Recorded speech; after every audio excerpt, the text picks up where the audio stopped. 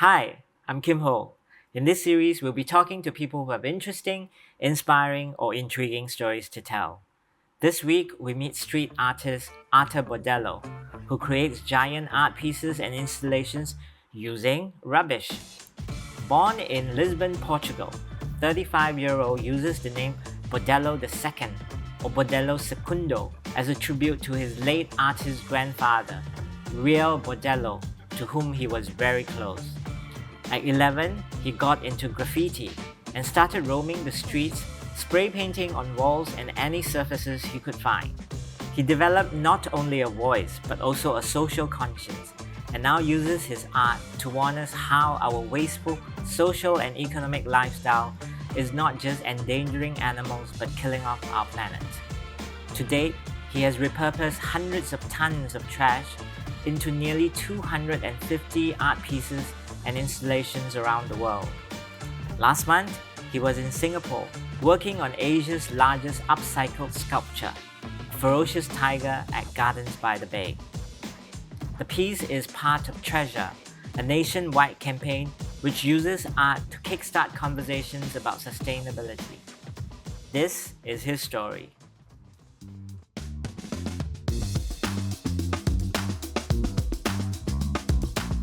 You don't need to castrate yourself to have the concept before you try doing things. I think art must be free, dot. That's what you have to do. If you want to make experiments with what you have around you, you can do that.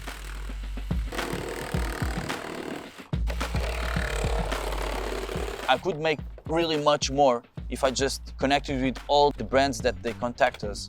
We choose not. I don't work with car brands, we don't work with the fuel brands. If I want to talk about fuel fossils, well, anything that I think is wrong in the world, I wouldn't connect with them, because if we receive their money, then it's better you shut up. Otherwise, it doesn't make sense. It's an hypocrisy, you know? I choose to be free to talk about everything.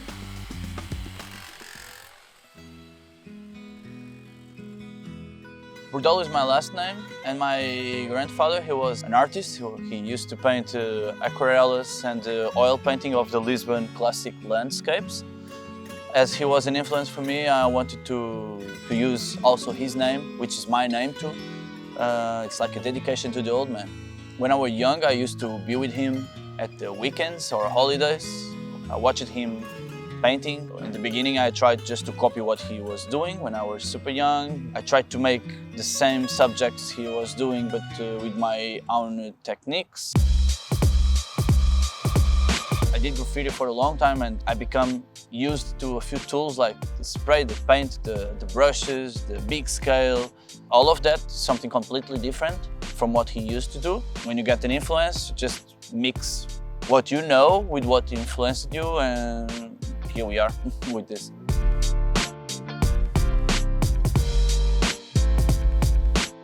First of all, I started to use garbage or trash, if we can call it that, something that is useless. You can't use it anymore. But we take it and we make something with that. So what is trash? I think is the first question that I want the people to think about.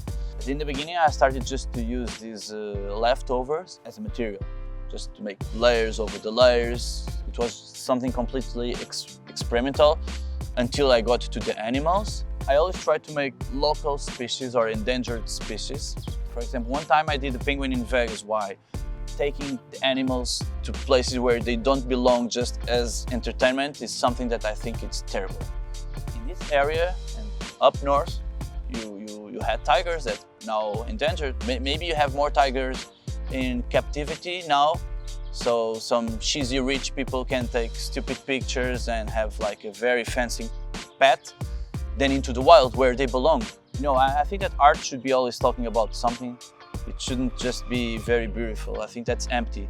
With these big trash animals, we are trying to talk about the problems of the world that we have nowadays, the climate changes, super waste of things that we have, like using the plastic, using the trash, the pollution and the contamination to make a portrait of the victims, the animals. They are actually the victims of what we are doing to the planet.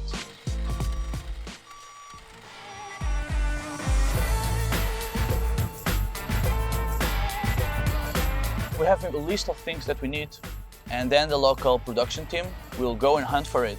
You find partnerships with city waste management or recycling centers, car workshops for the broken car bumpers that we use a lot to make a few shapes that are more round.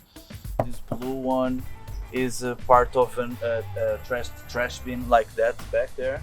There you can see the wheels of the trash bin. You have to create something that looks organic with something that's more industrial, more like robotic.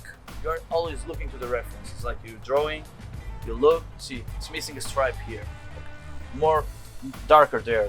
There it needs to be fatter. So you always use this. I have a few images as a reference and I have to walk around and try. And you add layers and then you remove layers again. And you remove in one side and you add in another one. Until you get to the whole shape of the thing, you plan 70%. The other 30% is freestyle.